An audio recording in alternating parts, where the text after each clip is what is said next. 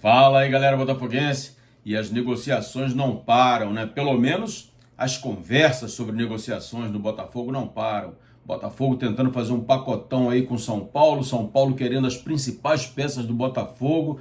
Esperamos que o Botafogo não ceda, né, para o São Paulo os seus melhores atletas.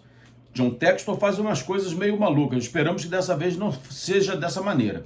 Vamos estar falando sobre isso, pedindo antes a você que deixe seu like, deixe seu comentário. Se for novo por aqui, dê essa moral pra gente, inscreva-se aqui no canal.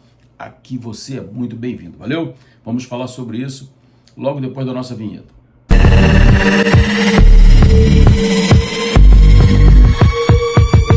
Então, galera, Botafogo e São Paulo estão com algumas tratativas aí em relação a trocas, a fazer aí umas barganhas, né, como diziam antigamente.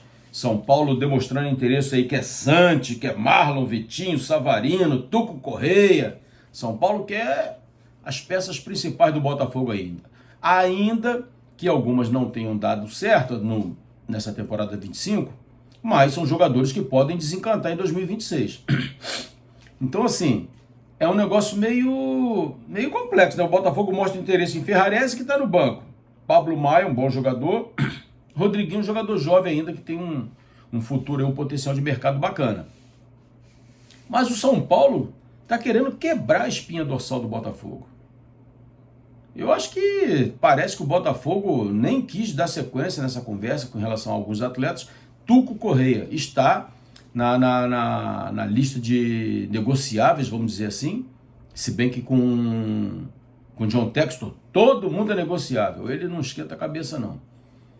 Mas o Tuco Correia está na lista. Eu acho um erro, porque quando você traz um jogador caro e ele não corresponde num primeiro momento, chegando em meio de temporada, eu acho que não é o momento de negociar.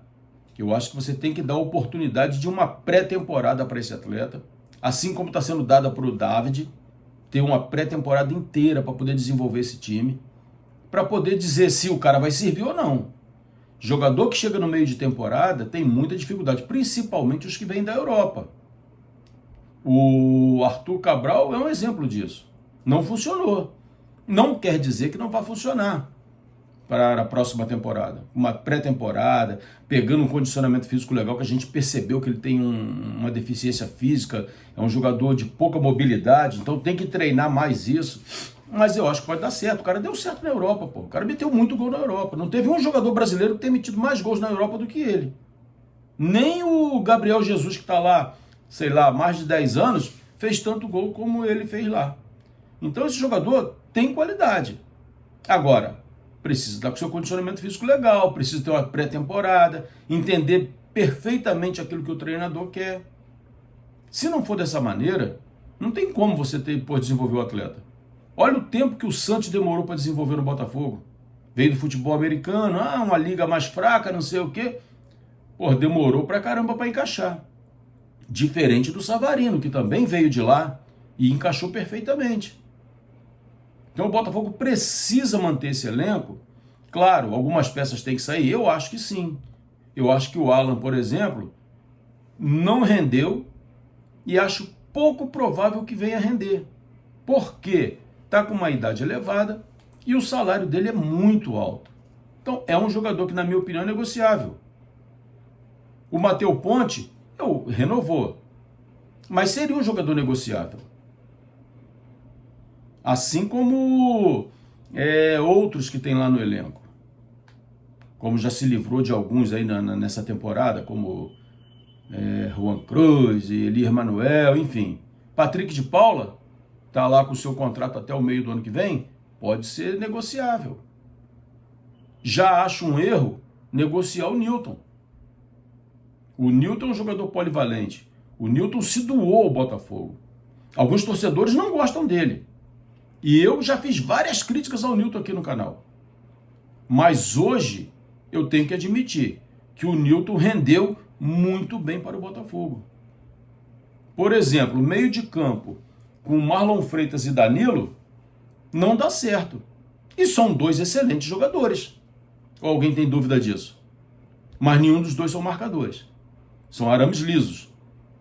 Então tem que ter um jogador com a característica do Newton. Porque o Gregori, depois que saiu, ficou uma lacuna no meio-campo. Porque o Gregori fazia o chamado trabalho sujo, né? De ficar ali da contenção, cobrindo de um lado e do outro. O Marlon Freitas não faz isso. O Botafogo levou um gol, eu não lembro contra quem agora, com a bola que saiu da direita de ataque, e Marlon Freitas simplesmente não forçou a marcação. Acho que foi contra o Corinthians. Foi contra o Corinthians mesmo. Um lance que o Vitinho pegou a bola, o Vitinho ponta do Corinthians, passou como quis pelo Cuiabano, e o Marlon chegou liso na marcação.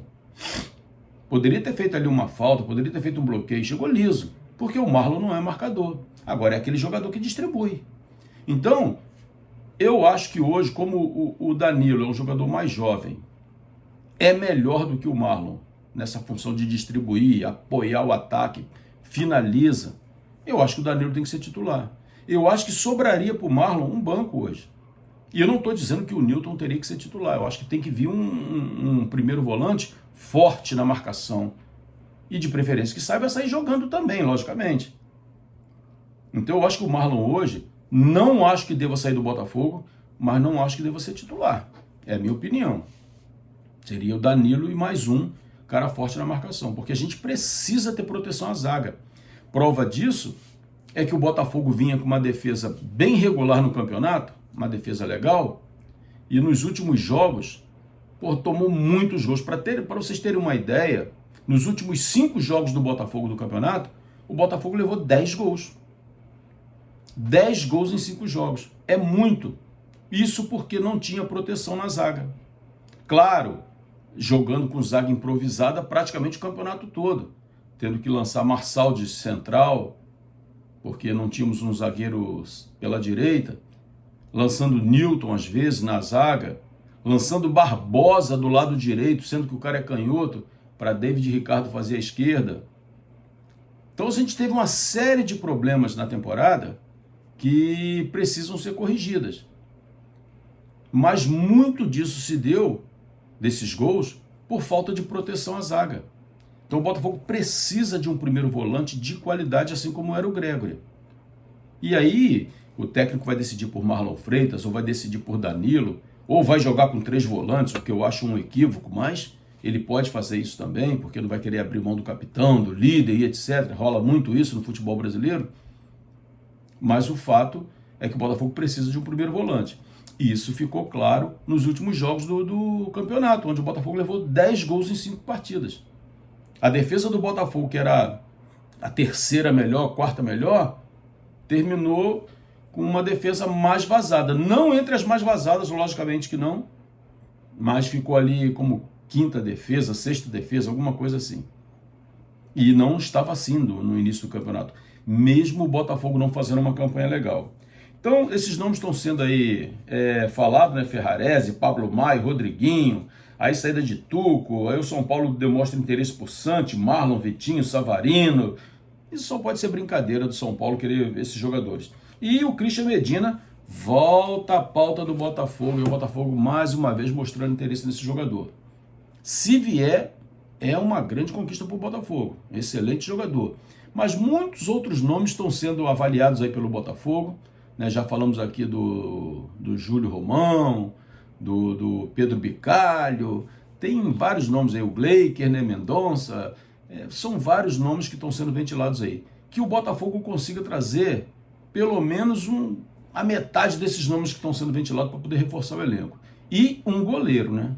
Não está se falando de goleiro, mas o Botafogo também precisa de goleiro. Não estamos bem de goleiro, não. E isso é fundamental. Um bom time começa com um bom goleiro. Galera, se você chegou até aqui, deixa seu like, deixa seu comentário. Se for novo, dê essa moral pra gente. Inscreva-se aqui no canal. Estamos também no Facebook, no Instagram e no TikTok. Então, o que não falta é a opção para você seguir o Central Fogo. Valeu? Forte abraço, ótimo domingo a todos e tamo junto.